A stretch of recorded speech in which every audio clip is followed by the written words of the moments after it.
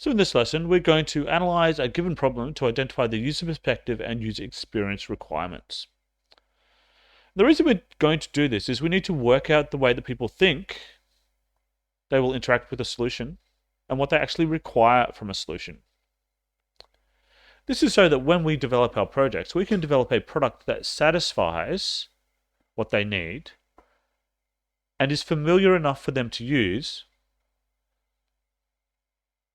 that they want to use our product. We want to generate something that has a meaningful and relevant user experience. So, the user perspective and user experience requirements. Why should we care? What's the negative consequence if we don't? Well, there are significant negative consequences. This is an article I found recently. It's about a project called SAMA, and it's closing down and the open sourcing. So essentially, they tried to develop a product. It didn't work out. So they're stopping working on it and just posting the code so anyone can take it if they wish. And this is what one of the developers wrote during this article. He said, "We started SAMA around April last year with a big vision, help people find time. Today we're closing down the project. We've learned that people are either fine with scheduling meetings using existing products or prefer to spend some time on personal message exchange. Although our users love the feel of SAMA and found it useful in certain cases, availability is so nuanced that it's okay to leave it to human communication." Essentially, they thought they had a problem. They thought that scheduling meetings through something like Outlook was either too impersonal, or getting on the phone and talking with someone and trying to arrange a meeting in person was too impractical. They wanted to improve the way that people arrange to meet. Notes for the future, what we learned. They learned to truly validate the problem. They said that agreeing on a time to meet always felt a tedious and unnecessary task, while receiving a link to book a slot in someone's calendar felt impersonal and at times even disrespectful, and they wanted to change that. So they pitched their ideas to friends and potential users, and everyone nodded their head and said that sounded like a good idea. And eventually SAMA, the product, got a little bit of traction for its MVP, its most valuable product, its most valuable feature. But then,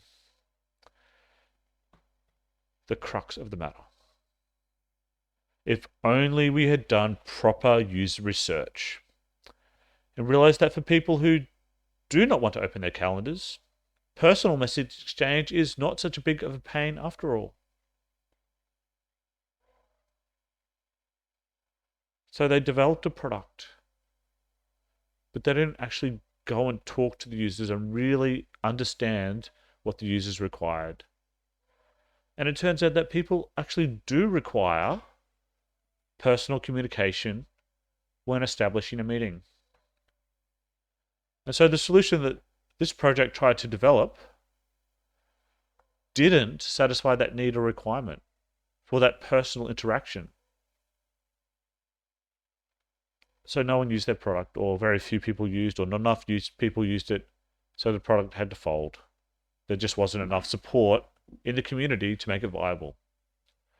So looking after the users and finding out what they need and really require is an essential part of developing a solution. So let's think about the users. So in order to determine the user perspective on a problem and the user experience requirements, it's first necessary to actually know who the users are. And so to get to know the users of our product, we're going to develop what are known as user personas. A user persona represents a potential user of our system. So every system that we develop in this course, in every single project, is going to have multiple users. So you're going to follow this process numerous times. All your users are going to have different needs and requirements. They may have different needs and requirements of the same project. So you're going to need to tailor your solution to satisfy everyone. We want to build a system that's going to make as many of our users as happy as possible, so they will use it. Here's an example of a user persona. This comes from the QCAA showcase for 2021. So it is an actual project that a student performed at one of the schools in Queensland. This is our end goal. This is where we're going to get as we begin our investigation into our users. This will be our first major checkpoint. So the user personas, notice as plural, represent the main user groups of our application. So when you're building a user persona, you're actually building a profile. A user persona should contain some general information about a user, including these things. It should include their name, a photo or some type of picture to represent them, their demographics, their gender, age, location, marital status, and family, because these can be influential factors in what they can do. What their goals and needs are, what their frustrations or pain points are currently, their behaviors, the things that they currently do, and a little bit of their personality. So some type of a quote or slogan that captures them. And any other relevant information, for example, their comfort using certain types of technology. Now, in this instance, I have given you the specifications essentially for a persona that is based on a person, an individual. But user personas do not need to necessarily be based on individuals. They can be based on groups,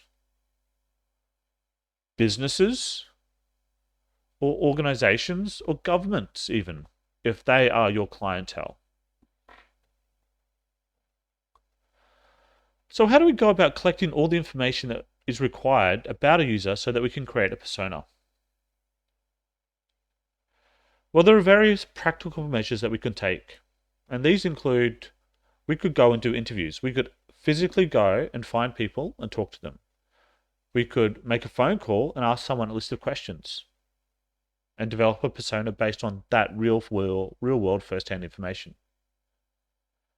We could do surveys. So we could take some surveys, and for example, if one of our personas was a student at a school, we could survey 30 or 40 students at our school, and we could collate that information and we could generate a generic student. We could run a focus group. So we could get a small group of people together and we could ask them all questions, and from their answers, we could develop one or potentially more personas. Or we could do a field study.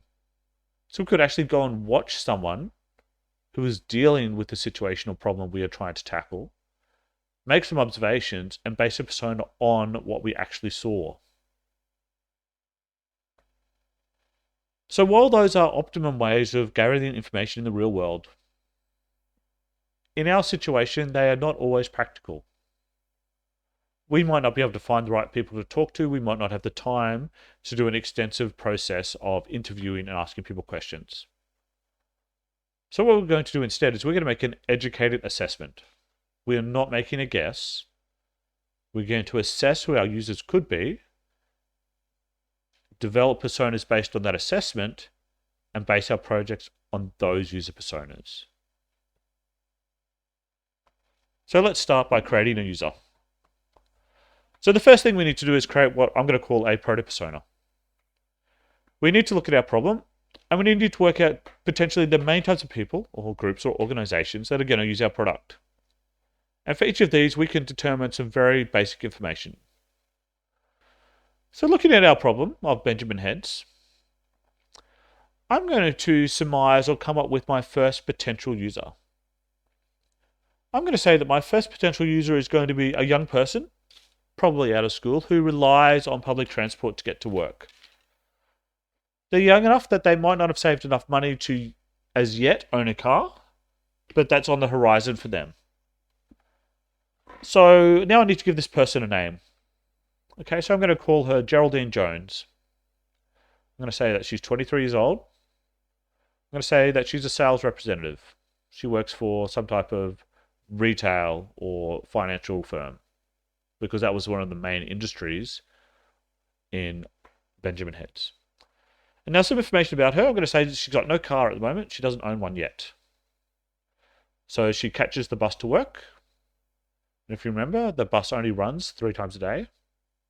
Once in the morning, once in the middle of the day, and once in the evening.